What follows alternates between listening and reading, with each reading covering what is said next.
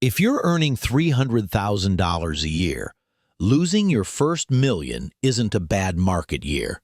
It's wiping out 3 to 5 years of your life. One malpractice lawsuit in the U.S. averages around $423,000, and serious cases routinely hit $1 to $5 million. Your auto and home insurance typically cap out around $300,000 to $500,000 of liability. Anything above that comes straight out of your assets. In the next 10 minutes, I'm going to walk you through the 5 defensive rules my millionaire clients use so that a single lawsuit or market crash can't erase a decade of work. First defensive rule: don't let one lawsuit take more than 1 year of your life. That starts with fixing a blind spot in your insurance most high earners never review. For high-income professionals, the single greatest threat to your first million isn't a market crash. It's a lawsuit. When you're earning $250,000 or $300,000 a year, $1 million net worth feels significant, but it's also incredibly fragile. It represents just 3 to 5 years of your gross income and likely over a decade of aggressive, disciplined saving. For context, the median full-time U.S. worker earns about $1,214 a week, around $63,000 a year, according to the Bureau of Labor Statistics. At that income, a $1 million net worth is basically 15.8 years of gross pay. For you, a single lawsuit judgment can wipe out what took a decade to build, forcing you to start over. It's not just about money. It's about losing years of your life. The modern U.S. legal environment for professionals is unforgiving. It's crucial to understand that multi-million-dollar claims are not black swan events. They are a predictable part of the landscape for doctors, lawyers, business owners, and other high earners. Recent malpractice data compiled by Legal Nurse PDX put the average paid medical malpractice claim at about $423,000 in 2024. And that's the average, not the worst cases. Law firm case summaries show many severe malpractice cases settling in the $1 to $5 million range, and the rare nuclear verdict can go north of $10 million. These aren't just statistics. They represent families and professionals whose financial lives were permanently altered. The risk isn't just professional either. A serious car accident, an incident at your home, or even something a family member does can trigger a 7-figure lawsuit. Here's the blind spot. The insurance you think protects you often falls dangerously short. Many auto policies in the U.S. top out at about $300,000 of liability, and a lot of homeowner policies sit in the $300,000 to $500,000 range. That sounds big until a jury writes down a 7-figure number. If you have $1 million portfolio and a $300,000 auto policy, $1 million judgment from a car accident means your insurance pays the first $300,000, and the remaining $700,000 comes directly from your retirement accounts, your kids' college funds, and your future earnings. This gap between standard coverage and realistic lawsuit risk is where new millionaires are most vulnerable. At your income level, if you lose $1 million to a judgment, how many years of work is that? If you make $250,000 a year, that's 4 full years of gross pay before taxes. Say that out loud and write it down. The solution is surprisingly simple and affordable. It's called personal umbrella liability insurance, but I prefer to call it capital insurance. It's a secondary liability policy that sits on top of your existing auto and home policies. When they max out, the umbrella policy kicks in. Most U.S. insurers offer personal umbrella policies starting at $1 million and going up in $1 million increments. Agency surveys compiled by Insurify show that $1 million of umbrella coverage typically costs around $240 to $420 a year, about $20 to $35 a month, for a standard risk household. For the price of a streaming subscription, you can transfer the risk of a life-altering lawsuit to an insurance company. It is one of the highest leverage defensive moves you can make. So here's your checklist. For someone with a $1 to $5 million net worth, you should consider umbrella coverage in the $2 to $5 million range. The goal is to have your total liability coverage match or exceed your exposed net worth. Second, check your underlying policies. Most insurers require your auto liability to be at least $300,000 and your home liability to be between $300,000 and $500,000 to even qualify for an umbrella. Finally, schedule an annual review with an insurance professional. As your net worth grows, your coverage needs to grow with it. Let's make this real with Dr. Maya. She's a 39-year-old anesthesiologist, a first-generation high earner, married with 2 kids. She earns around $320,000 a year, which is right in line with the 2024 median for her specialty. After years of training and hard work, she's built a $1.2 million portfolio. Her family spends about $12,000 a month on their mortgage, childcare, and student loans. She feels the weight of supporting her parents and funding her kids' college. But she has a massive blind spot. Her auto and home policies both have just $300,000 of liability coverage. A single serious accident or malpractice claim could result in a judgment far exceeding that, forcing her to liquidate the very portfolio she built to secure her family's future. A $2 million judgment would mean her insurance pays $300,000.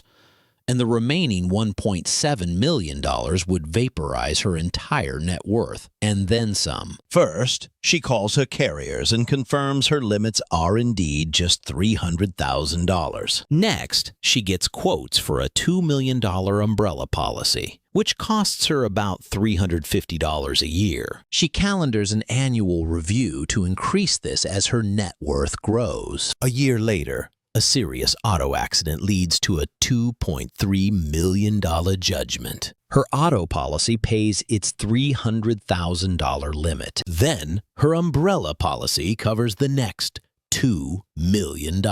Instead of wiping out her life savings, she pays a small deductible. Her $1.2 million portfolio remains intact. Pause the video for 30 seconds and check.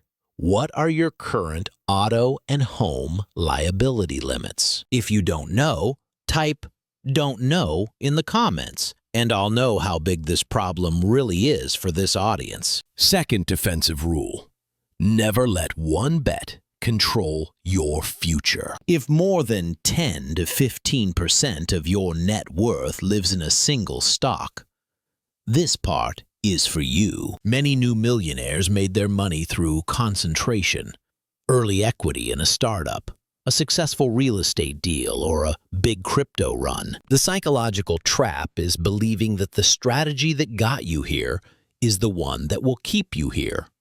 It isn't. Historically, concentrated bets get annihilated in crashes. In the 2007 to 2009 financial crisis, the S&P 500 dropped roughly 57% from peak to trough, according to long-term index data compiled by J.P. Morgan Asset Management and others. It was brutal, but it eventually recovered. By contrast, individual financial stocks at the heart of the crisis were often down 80 to 95%, and many never got back to their prior highs. Similarly, during the COVID shock in early 2020, The S&P 500 plunged about 34%, but regained its prior high in roughly 5 to 6 months. By contrast, travel and energy names and later some unprofitable growth stocks were down 60 to 80%,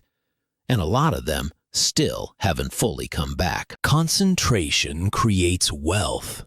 Diversification preserves it. Once you've crossed the 7-figure mark, the game changes from wealth creation to wealth preservation. Diversification feels like selling the golden goose, but holding on to a position that represents 40, 60, or even 80% of your net worth is like playing Russian roulette with your financial future. This is where you need hard, unemotional rules. As a general guideline for a new millionaire, you should cap any single stock at 10 to 15% of your net worth. Any single sector shouldn't exceed 20 to 30%. If you have a large position in employer stock, you need a pre-scheduled plan to gradually move that capital into a diversified core over 12 to 24 months. This manages the tax hit and, just as importantly, the emotional difficulty of letting go. The defensive power of this approach is proven by history. Let's do a quick thought experiment. Take your biggest single holding and imagine it falls 70%. Now compare that to a diversified 60-40 portfolio falling 26%.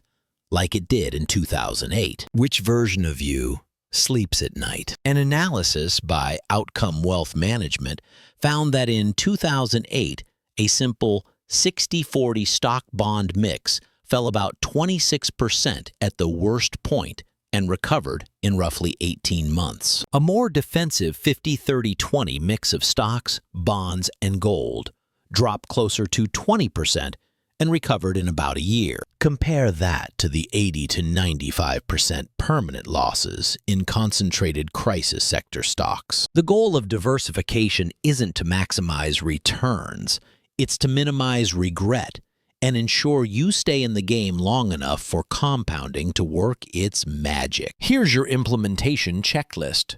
First, audit all of your holdings and calculate what percentage of your total net worth is in any one stock or sector. Be honest. Second, set explicit caps. Write them down. No more than 15% in one stock. No more than 30% in one sector. Third, create a pre-scheduled selling plan for any concentrated positions. Automate it if you can to remove emotion.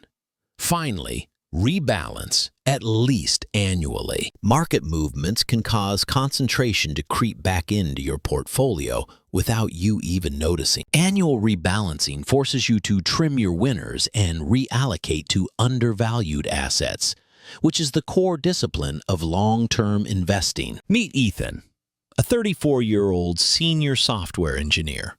He was an early employee at a tech company that went public. His net worth is about $1.5 million, but there's a problem.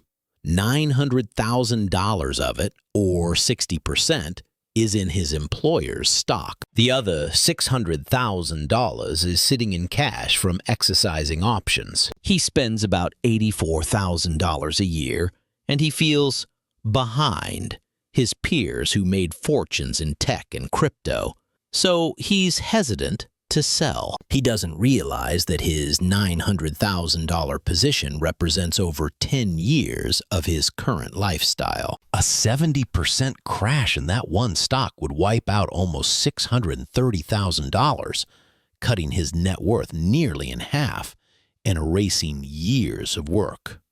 So he follows the checklist. He sets a target to reduce any single stock to 15% of his net worth over 18 months. He creates a quarterly selling plan, moving the proceeds into a diversified portfolio of index funds and bonds. He automates an annual rebalancing rule. 18 months later, the tech sector has a 50% correction, and his employer's stock gets hit hard. But because he diversified, that stock is now only 15% of his portfolio. His overall net worth experiences a modest drawdown, more in line with a historical 60-40 portfolio, and remains well above $1.3 million instead of collapsing below $800,000. His financial future is no longer controlled by a single stock ticker. In the next rule, I'll show you how a boring mix of cash and bonds can quietly buy you years of lifestyle even if markets stay ugly, and why most new millionaires get that balance completely backwards. Third defensive rule: build a boring floor under your lifestyle so markets can't bully you into stupid decisions. The mantra, "cash is trash," is a dangerous oversimplification. The real goal isn't to maximize the return on every single dollar. It's to ensure your core spending for the next 2 to 5 years is secured in stable assets, so you are never, ever forced to sell your stocks at the bottom of a crash. This lifestyle floor is what buys you the emotional fortitude to ride out volatility. You might be surprised to learn that Statista's 2024 data show that U.S. high net worth individuals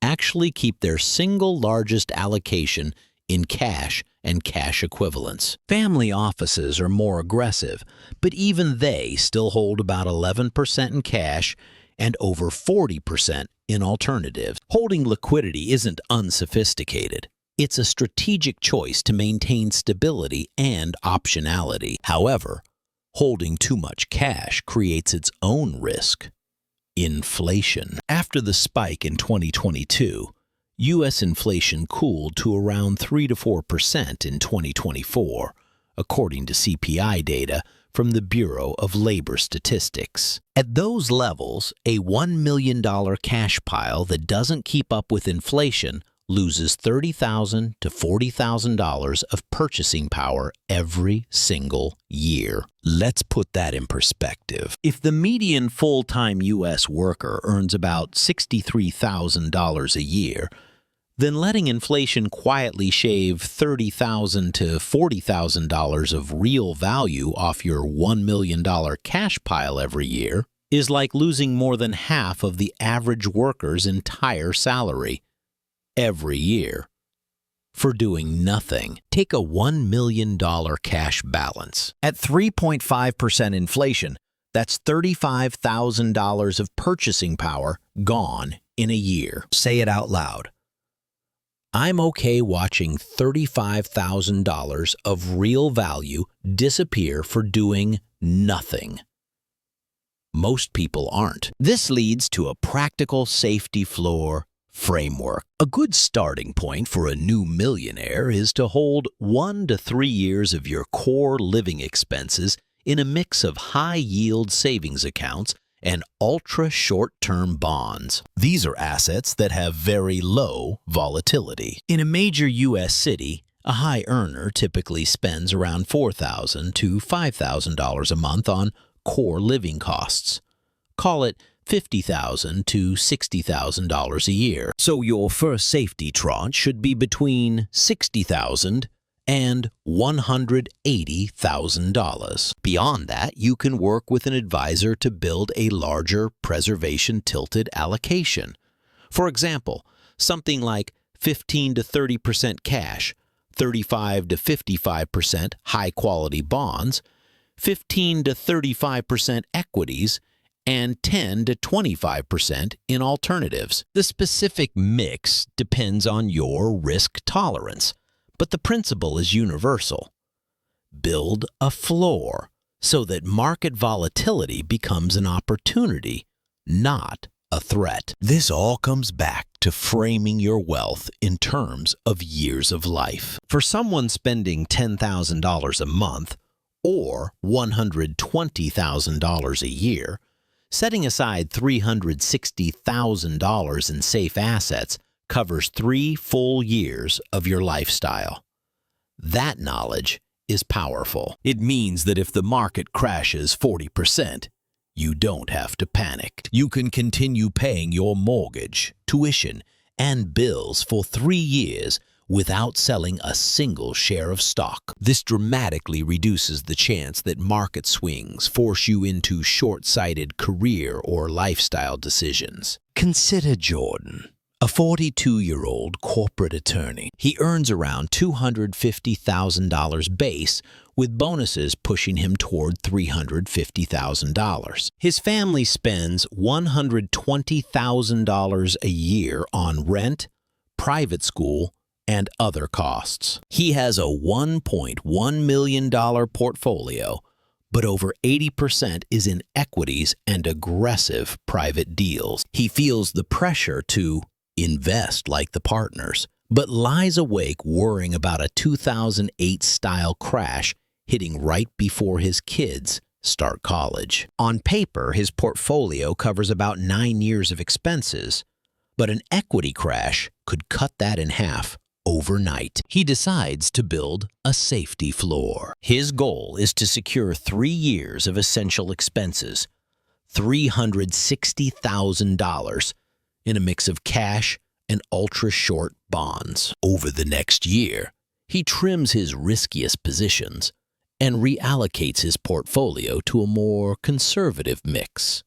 About 20% in his safety floor, 40% in high-quality bonds, and the remaining 40% in equities and alternatives. He sets a rule to never let his safety floor drop below 2 years of expenses. When the next 25% equity correction hits, his portfolio declines, but his $360,000 safety floor remains intact. He knows his family's lifestyle is covered. He can ride out the storm. So you've defended against lawsuits, crashes, and inflation. Next, we'll talk about how to keep creditors and business risks from reaching across the table and grabbing your personal assets, even in a world of much tighter transparency rules. Fourth defensive rule: separate what you own from what can be sued. This is where we move from stock charts to legal structures. For business owners, doctors, and real estate investors, this is non-negotiable. The core idea is to create legal separation between your personal wealth and the assets that generate risk. When properly formed and maintained, entities like limited liability companies, or LLCs, corporations, and certain trusts act as firewalls. If a lawsuit originates from a rental property held in an LLC, the claim is generally limited to the assets within that LLC. Your personal home, your retirement accounts, and your main investment portfolio are shielded. This requires discipline. You can't commingle funds, you must follow corporate formalities, and you can't use entities for fraud. But done correctly, it's a foundational element of wealth defense. It's important to understand that in 2025, asset protection is about lawful structuring and risk segregation, not about secrecy or hiding assets. Under the Corporate Transparency Act, which came into force on January 1st, 2024, most corporations and LLCs in the U.S. now have to report their beneficial owners to FinCEN, the Financial Crimes Enforcement Network. The era of anonymous shell companies is largely over. This means your structures need to be legitimate and compliant. The goal is to build transparent legal firewalls, not to operate in the shadows. This is standard practice for sophisticated investors. By early December 2025, U.S. money market funds held roughly $7.66 trillion, with about $6.29 trillion in government funds alone, according to the investment company Institute. A huge amount of that is owned through entities and trusts. Structured ownership is the norm, not the exception at scale. Let's map out a simple asset segmentation model. Picture 2 columns. On the left, Things that regularly interact with the public. Your practice, rentals, side businesses. On the right, things you want to keep safe. Your home, retirement, core investments. The basic job of entities is to keep those columns from bleeding into each other. Typically, your personal residence and retirement accounts, like a 401k or IRA, are held in your personal name, as they often have specific state-level creditor protections. Your taxable investment accounts might be held personally or in a trust, depending on your estate plan. But your operating business, and especially your rental properties, should almost always be held in separate LLCs. Each rental property ideally gets its own LLC to isolate its risk from all your other assets, including your other rentals. Here's a basic checklist for professionals and business owners. First, ensure your operating business is in a separate, properly maintained entity. Second, strongly consider placing each rental property into its own dedicated LLC. Third, understand which of your assets have creditor protections in your specific state. This often applies to homesteads and retirement accounts, but the rules vary dramatically. Finally, and this is crucial, coordinate your entity structures with your insurance coverage. Your insurance is your first line of defense. Legal structures are your second. They must work together. Let's look at Alex, a 45-year-old owner of a dental practice. He has a net worth of over $3 million, but he owns his practice, its real estate, and a couple of rental properties all in his personal name. He thought he was keeping it simple. In reality, he created a system where one single point of failure could bring everything down. A malpractice claim that exceeds his insurance, a slip and fall at a rental, or a business dispute could expose his personal home, his investments, and his kids' college funds to creditors. He works with an attorney and a CPA. They create a professional corporation to run the dental practice. Each rental property is placed into its own LLC. They review his state's homestead and retirement protections. They ensure each new entity is fully compliant with the Corporate Transparency Act, filing the required ownership information with FIN-CEN.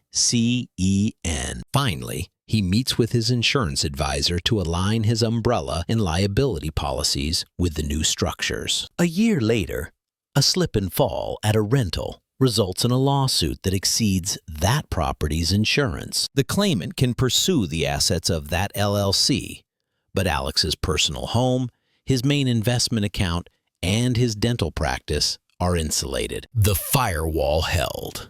Instead of his entire $3 million net worth being on the line, only the equity in one property was exposed. Fifth and final defensive rule: put your future self in charge. Structures and insurance don't help if your behavior keeps blowing holes in the plan. Most fortunes are not lost to a single catastrophic event, but to a slow bleed of repeated behavioral mistakes. Lifestyle creep that outpaces your income, taking on too much leverage, chasing hot deals your friends are talking about, letting concentration creep back into your portfolio, and failing to rebalance. The final layer of defense is the most important. A system of rules that protects you from your own worst impulses. We can learn from how sophisticated institutional investors behave. Statista's breakdown of U.S. high net worth and family office portfolios shows that even sophisticated investors rarely let total risky assets, public equities plus higher risk alternatives, run much above 60 to 70% of the pie. The rest sits in cash and high-quality fixed income. They build guardrails into their process. This isn't about being timid. It's about being disciplined. They understand that the primary goal is survival and compounding, not hitting home runs every year. Here are some practical guardrails you can implement. First, set a maximum percentage of your net worth that you'll allow in high-risk or illiquid bets. A common cap is 15 to 20% total, with no more than 5% in any single deal. Second, define your loss tolerance in writing. Decide on the maximum drawdown you are willing to accept in a year before you are forced to de-risk. Is it 15%? 25%? Knowing this number in advance prevents panic selling. Third, implement automatic rebalancing. Set bands. For example, if your stock allocation drifts more than 5% above its target, you automatically trim it back. This enforces the discipline of selling high and buying low. Grab a pen. For each of these guardrails, risky asset cap, max drawdown limit, rebalancing rule, no-go list, give yourself a score from 0 to 5. 0 means doesn't exist. 5 means written and automated. Add them up. That's your behavior defense score out of 20. These guardrails also help you set realistic expectations. If you look at institutional multi-asset strategies from firms like Morgan Stanley or JP Morgan, the conservative end of the spectrum typically aims for around 2 to 4% real returns after inflation, and they design them to keep most drawdowns in the 15 to 25% range. Not 0. Chasing 15 to 20% compounded returns every year without a significant drawdown is not a realistic defensive strategy. It's a speculative one. Your behavior is the final backstop. This brings us to Priya, a 37-year-old tech founder who recently sold her company for $4 million. She now lives on consulting revenue and investment income, but her startup background makes her see diversification as boring. She's constantly chasing the next big thing without realizing it. About 25% of her net worth, nearly $1 million, is tied up in a handful of high-risk, illiquid startup investments. BLS data summarized by Smart Asset show professional degree holders earn around $123,000 a year on average, and many doctors, lawyers, and senior tech roles earn $250,000 to $300,000 or more. That means losing $600,000 on a string of bad bets isn't just a number. It's 2 to 5 years of your current income gone. Priya decides to put her future self in charge. She sets guardrails. Any single speculative bet is capped at 5% of her net worth. Her total speculative sleeve is capped at 15%. She moves the bulk of her capital into a diversified portfolio and turns on automatic rebalancing. She also creates a written no-go list for herself. No more leveraged deals she doesn't fully understand. 3 years later, a tech downturn hits and her startup bets get marked down 80%. But because of her guardrails, the impact on her total portfolio is contained within her 25% max drawdown limit. Her diversified core prevents a cascade of panic. Her fortune and her freedom are secure. Comment with your weakest rule. 1 for insurance, 2 for diversification, 3 for safety floor, 4 for entities, 5 for behavior. And that's the one you commit to fixing in the next 90 days. Let's bring it all together. Protecting your first million isn't about complex strategies.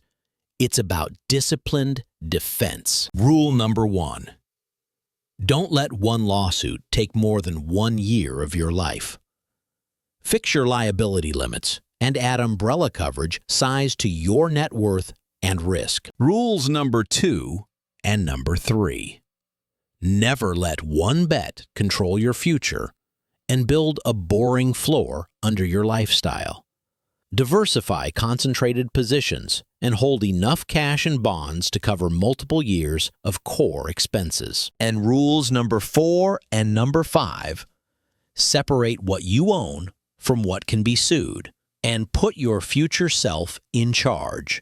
Use lawful entities, understand new transparency rules, and lock in behavioral guardrails so you don't sabotage your own wealth. Here are your action steps.